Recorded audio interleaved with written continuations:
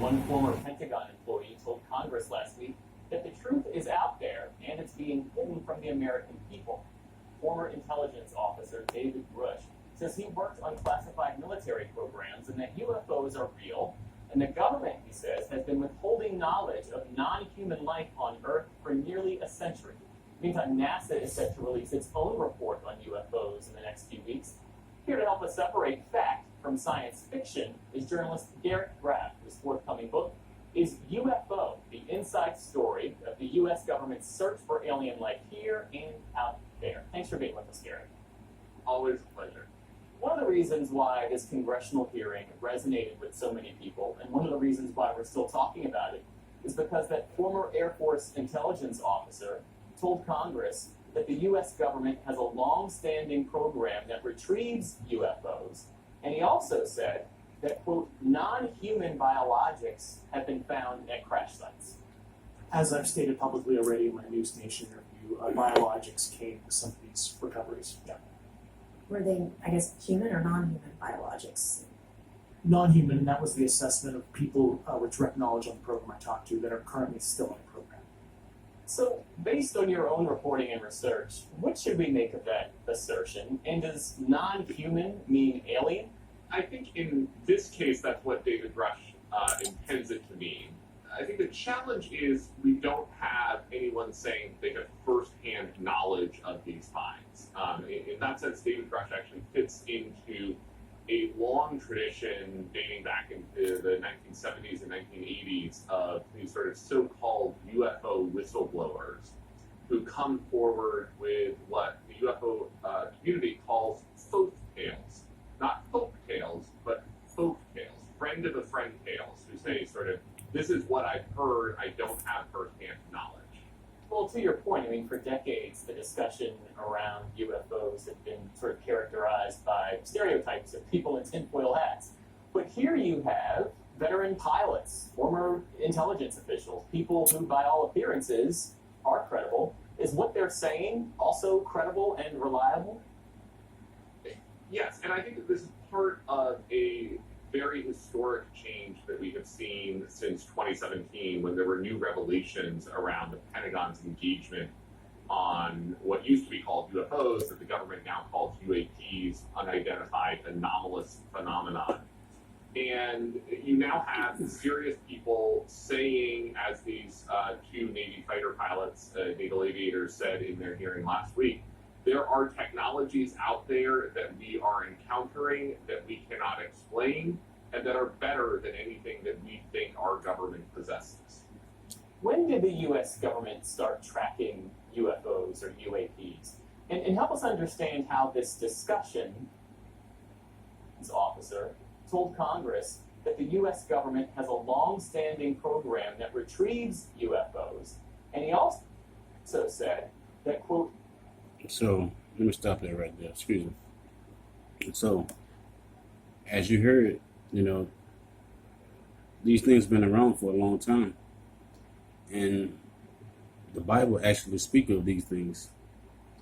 If you read through the book of Ezekiel, even Ezekiel had a vision of these so-called celestial beings flying in the sky. Okay, flying in a wheel. Okay, it says a wheel within a wheel. So these things are real, and they are and according to the scriptures, there are the angels of the Lord, and they came from the heavens where the Lord is. Okay.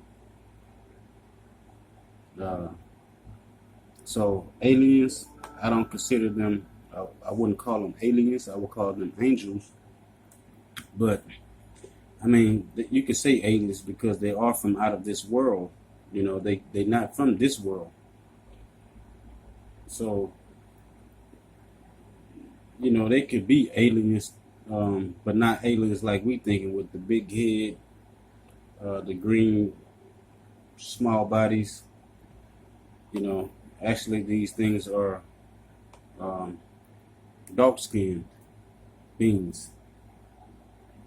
And then you can read through the book of Ezekiel, if you want more information about these wheels or UFOs or chariots of the Lord. Yahweh Bashem Yahweh Shah. So we know what these things are because the Bible speaks of them. But of course, the world is going to look at them differently and call them different things. So let's listen again and see what they say. Quote, non-human biologics have been found at crash sites. As I've stated publicly. I'm sorry, let me catch up what I said. UFO whistleblowers who come forward with what the UFO community calls folk tales. Not folk tales, but folk tales. Friend of a friend tales, who say sort of, this is what I've heard, I don't have firsthand knowledge. Well, to your point, I mean, for decades, the discussion around UFOs have been sort of characterized by stereotypes of people in tinfoil hats. But here you have veteran pilots, former intelligence officials, people who, by all appearances, are credible. Is what they're saying also credible and reliable? Yes, and I think that this is part of a very historic change that we have seen since 2017 when there were new revelations around the Pentagon's engagement on what used to be called UFOs, that the government now calls UAPs, unidentified anomalous phenomenon. And you now have serious people saying, as these two Navy fighter pilots, naval aviators said in their hearing last week, there are technologies out there that we are encountering that we cannot explain and that are better than anything that we think our government possesses. When did the U.S. government start tracking UFOs or UAPs? And help us understand how this discussion has sort of fallen into public view, because for a long time, lawmakers and officials weren't willing to talk about this. Yeah. The modern era of UFOs really started right after World War II. 1947 was the beginning of what you might call the flying saucer era in terms of people spotting things in the sky that they thought were extraterrestrial. And from the next Knowledge. So we know, according to the scriptures, our ancestors used to sing, "Swing low, sweet chariot, take me home." And our ancestors, they knew what these things were. They was calling on these things to come take them out of this land and take them back to their homeland. So these UFO things have always been around. And our ancestors knew about these things, the Israelites. They always knew about the UFOs.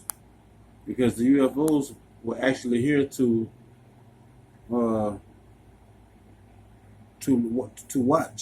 them, to watch over the planet, to watch over the earth. So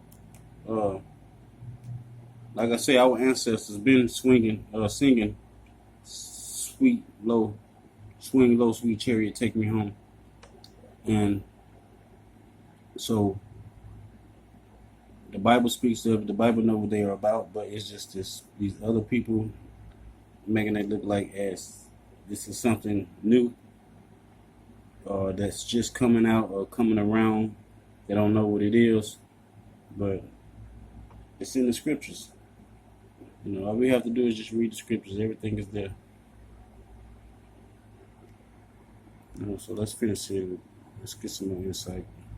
See what he say. 70s and 1980s, keys, unidentified aerial phenomenon, anomalous phenomenon, is to try to capture the idea that some of this are probably not objects. That some of this, it might be atmospheric, meteorological, astronomical phenomenon that we don't understand. But some chunk of it is certainly advanced aerial technologies being tested by adversaries like China, Russia, and Iran. One of the things that the Pentagon has said that its UAP program has discovered is a heretofore unknown Chinese transmedium drone. That is a Chinese craft that comes out of the water. Okay, this not know anything to do with China.